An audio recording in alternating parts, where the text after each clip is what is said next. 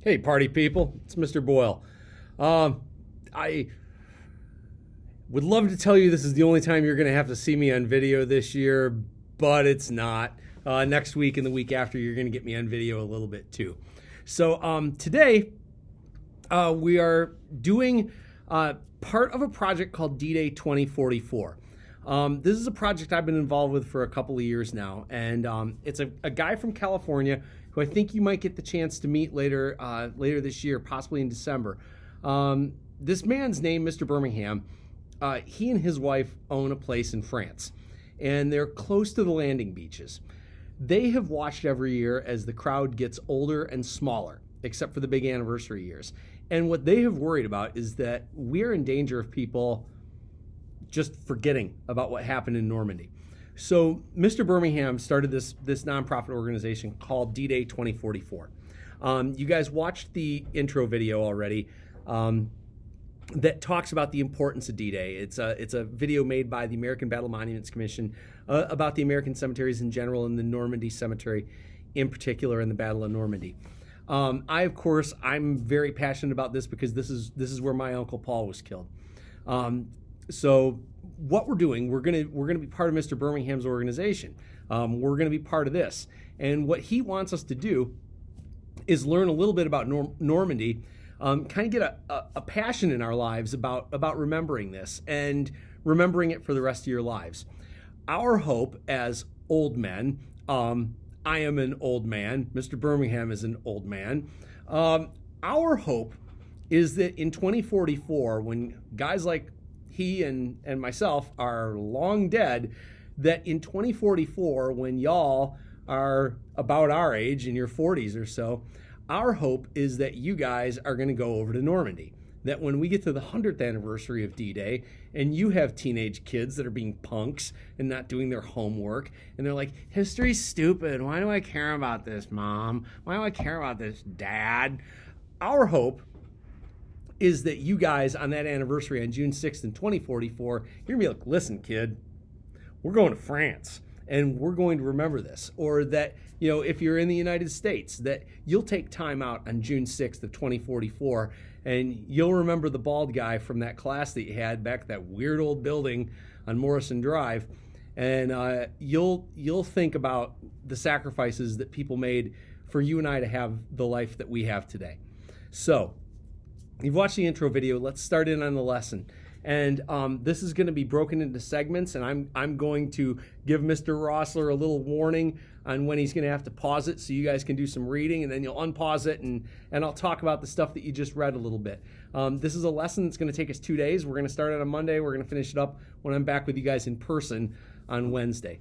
So you all have a packet in front of you, and the first page of that packet talks about what are the hedgerows. I'm going to let you guys read that yourselves, but I do want to draw your attention to a photograph there. It's a photograph that the Army had. It's in the upper right-hand corner of that page. If you're looking at it, it's a picture of the invasion beach, and if you look really closely, and I'm an old man, so I have to take my glasses off. When I look at something really closely, you'll see that it says like Vierville Draw over on the left side. I'm looking at it on my computer screen if you can't tell. Les Moulins Draw is the second one from the left. Saint Laurent Draw in the middle. Colville Draw, the village of Colville, and then the number 5 draw over on the right. So you remember I talked in class about how those draws in Omaha Beach, those were the little valleys that our guys tried to get up through the cliffs instead of up and over the cliffs. As you're looking at that picture, you see the beach out there at the top of the photo, and the water up there at the top of the photo. What do you notice about the land? Okay, and I'm not looking for terrain. You're not seeing something that's particularly hilly. You're not seeing the big beach. You're not seeing the big cliffs. What do you notice about the shape of people's property there? And hopefully, what you're noticing about the shape of the property lines is that they're not rectangles like we have, right? You and I all live on rectangles. We have a rectangular lot in a rectangular block on our street. And if you were in the air flying over Lucas County, you'd see lots of rectangles created by the grid of streets.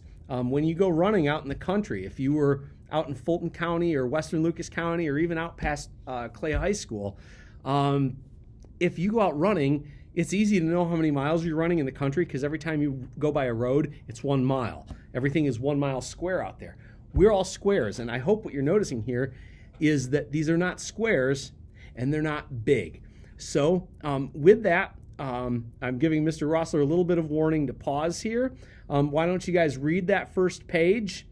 As soon as everybody has told Mr. Rossler that they're done, you guys can restart this. So we are going to pause now.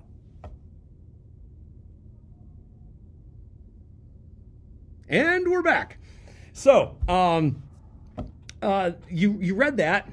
I think there's a lot of good stuff in there. You get this idea about what those hedgerows are.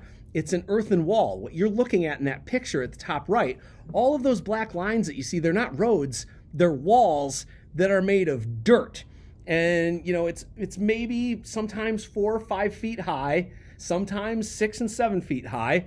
And then on top of those are trees and what are called brambles, like prickly bushes and stuff that have sharp little barbs on them. And basically this was a way that farmers, going back to the time of the Roman Empire, it was a way for them to make barbed wire fences. They didn't have a way to cut down trees and make lumber that easily. They sure as heck didn't have like a rolled out fence like you have in your backyard to keep your dog from running away, and they sure didn't have barbed wire. This was how they made barbed wire fences before there was such a thing as a barbed wire fence. And it was to keep their cattle in. Normandy was a cattle producing part of France, and it is to this day.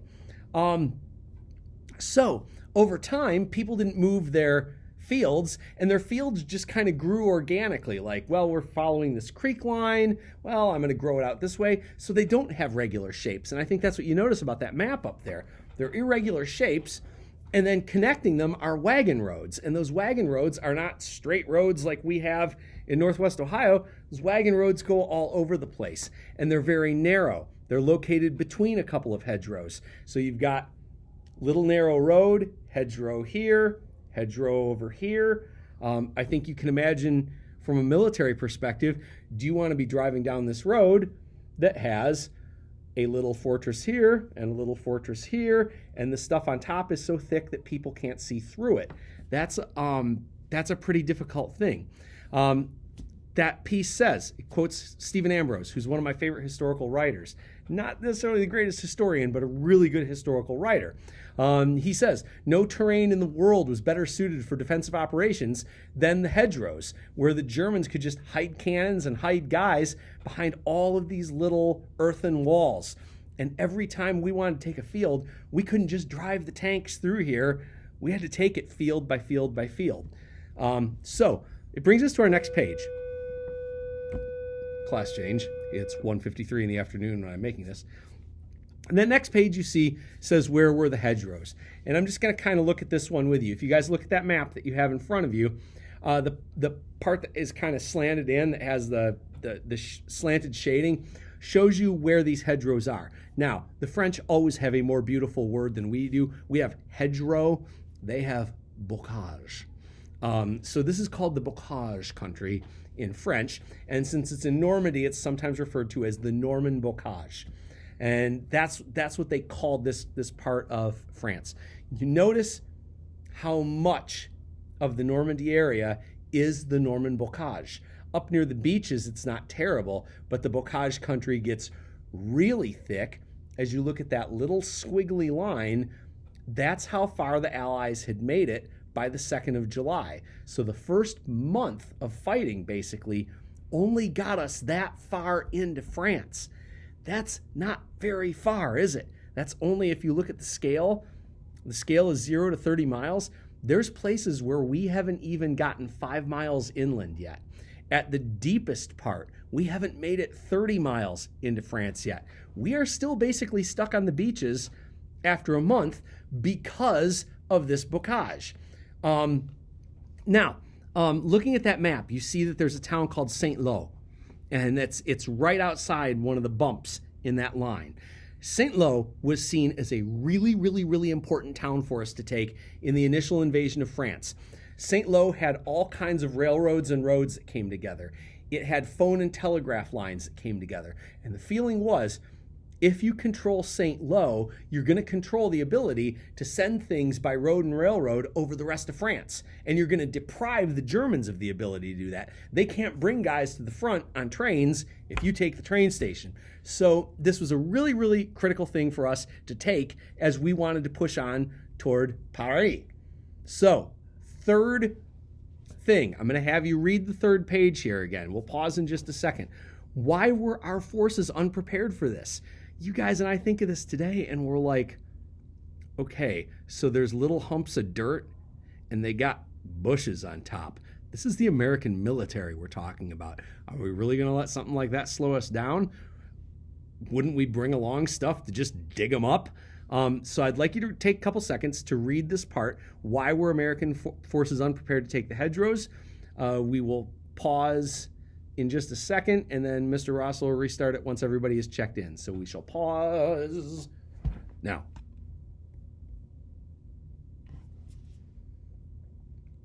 And we're back. Okay, so what'd you guys get out of that? Hopefully you got something out of that.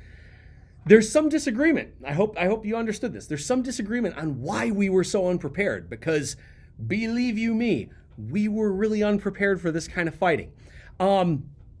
As it says in there, a lot of our generals knew about the hedgerows a little bit. They had aerial pictures. We had flown over, taken pictures of it, and we saw that there were little fields.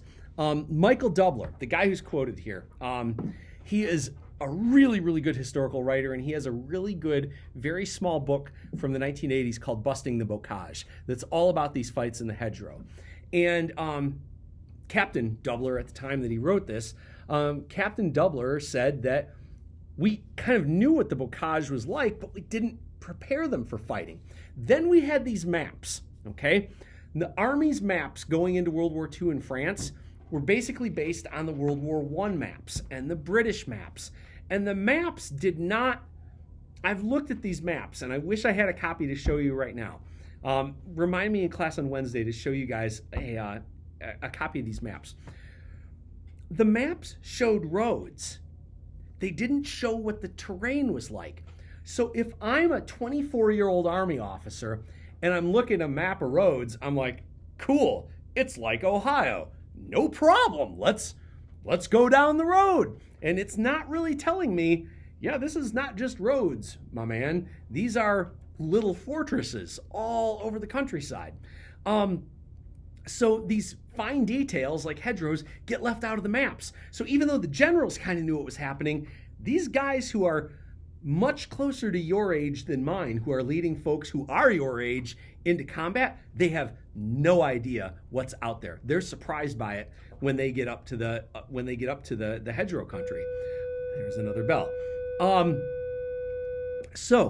These junior officers, these very, very young men who are going to be leading these battles, they really don't know that these are up there. And if you don't know they're up there, you don't know how to fight in them. So they're basically going to have to make it up as they go along. World War I, the fighting wasn't near the hedgerows. So this is going to be a whole new kind of combat and a combat style that the military is going to have to develop. And you're not developing this back home in Kentucky at an Army base. You're developing this while you're being shot at by the enemy forces. And so it's going to be a really, really difficult time for the American forces to figure out what's going on here.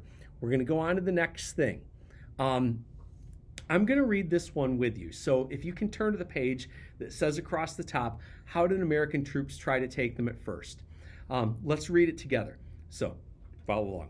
German soldiers had spent time and effort digging into their defensive positions and turned every field into a well-prepared kill zone, as Doubler wrote. American troops at first charged directly into each field, hoping their numbers and bravado would force the Germans back.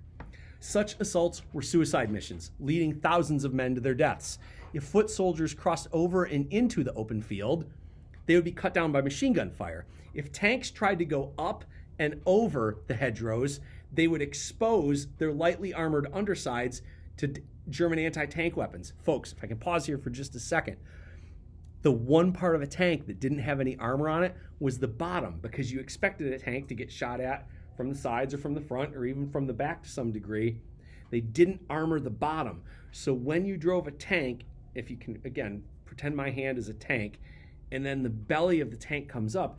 Here's the lightest metal on the whole thing. And so the Germans could aim their anti-tank weapons at this and just punch through it and knock a tank out, lickety-split. So the 331st Infantry Regiment, C Company, lost 90% of its original men just 3 weeks into hedgerow combat after repeated frontal assaults into the fields. German machine gun positions in the corners of the hedgerows gave them interlocking fields of fire, which we talked about in class, meaning that each gun's range overlapped another gun's range. Mortars behind the hedgerows were pre-aimed at locations in the middle. So in short, all the Germans had to do was wait for head-on attacks. And the diagram below talks about this. So if you guys take a look at that diagram, this is a very specific field. This is the diagram of a field I have been to in Normandy. You notice the direction of the attack. The Americans are attacking this way across a road, okay? That dark line is a road, and the dark line over on the other side is another road. The lighter lines that make, see, I did bad in math. Is that a trapezoid? I know it's not a parallelogram. I think it's a trapezoidal field. But don't tell your math teachers how dumb I am about this stuff. If you look at that field, that irregularly shaped field, you see the places where it says MG. Look on there for the places where it says MG. There's a bunch of them at the bottom and a couple on the sides. Those are machine guns. They're dug into the sides of these hills. So you've got this little hill of earth. It's got all this prickly stuff on top and trees on top. And then I've got my little machine gun that I point through here. And I'm dug in on this side. And there's another one dug in over on this side. And then at the back, there's a whole bunch of machine guns. A couple at the corners, 3 in the middle. If you look at that diagram, it shows you the interlocking fields of fire. So if you're looking at that arrow that says direction of attack, you come up over that hump, what's going to happen to you as a regular foot soldier? You guys know both machine guns can get you. All right? Now, let's say you're lucky enough, you make it past those first couple machine guns. Look at what's waiting for you next. 5 machine guns with interlocking fields of fire. I don't care how fast you are, you're not outrunning bullets. And if you look at all the bullets that can be thrown at you from there, this is almost guaranteed death running into this. All right, now look at the other 2 things in there that say AT. Those are anti-tank weapons. The most famous of the German anti-tank weapons was a shoulder-fired thing. You and I might call it a bazooka in the United States. Today, you'd probably look at it and call it an RPG, or a rocket-propelled grenade launcher. The Germans had a version that kind of looked like those, called the Panzerfaust, and there would be 2 of those on either side. So if that tank makes its belly up that first thing, these guys are waiting back there to fire a couple of anti-tank projectiles and knock out the tank. Finally, if you look over on that next bar over, like the next hedgerow over, you see the SN for sniper. They've got a sniper covering the direction of attack, and the snipers climbed up in the trees. They would literally climb a tree, sit in the tree, wait for the Americans to attack, and then try and snipe, especially officers and sergeants, snipe the people who are in command. And I don't have to tell you guys, this is an almost impossible situation that you're facing.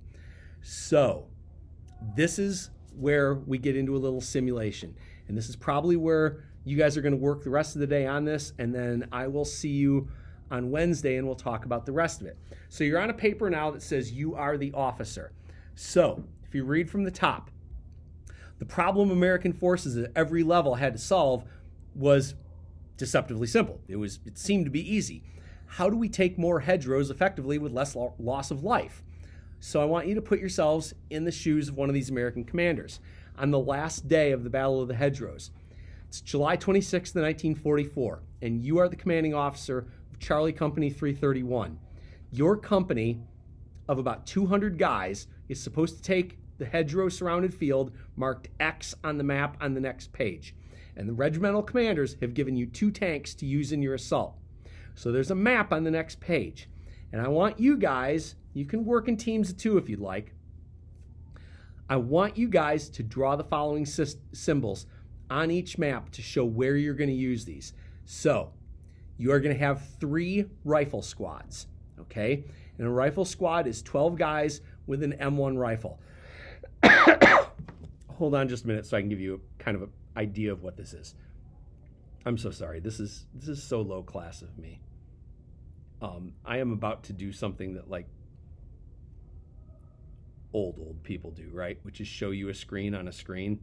So the M1 rifle is the standard infantry rifle in World War II for the American side. It basically looks, let's see if I can get this. I'm so sorry, you guys. It looks like this. You guys know what I'm talking about? This is the infantry rifle in World War II. So you've got 3 rifle squads. Each squad is 12 guys with this kind of rifle. All right. So you're going to show me on the map where you're going to put each rifle squad with an RS, and then draw an arrow of what they're going to do. Next, you have 1 heavy weapons squad. And the heavy weapons squad, I'm going to be all low class again. Heavy weapons is going to have 3 machine guns. 12 guys with 3 machine guns that look like this. I think you guys know this kind of machine gun, right? Mounted on a tripod, big and heavy. You've got 3 machine guns in 1 heavy weapons squad. Where are you going to put your machine guns? You know where the bad guys' machine guns are. Where are you going to put yours? And then finally, you've got 2 M4 Sherman tanks at your disposal.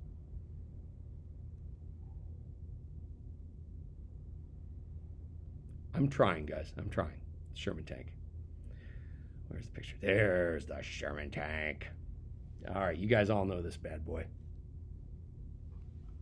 There's the Sherman tank. Right? There we go. Okay. Sherman tank. You've got 2 of those you can use. So, work in pairs. Come up with your plan. We'll pause after this, and then I'll see you Wednesday, and we'll talk about who came up with the best plan. Your pairs should not be sharing plans with other people. See what other folks come up with. What's the most efficient way to do what we're doing? And do me a favor, don't read ahead, okay? Because I'm gonna know. So I hope you guys have a very pleasant day. We'll pick this lesson up on Wednesday and finish it. And I hope you have a wonderful day the rest of the day today. Please have a wonderful day off tomorrow. Have fun and be safe. And I will see you on Wednesday. Take care, everybody.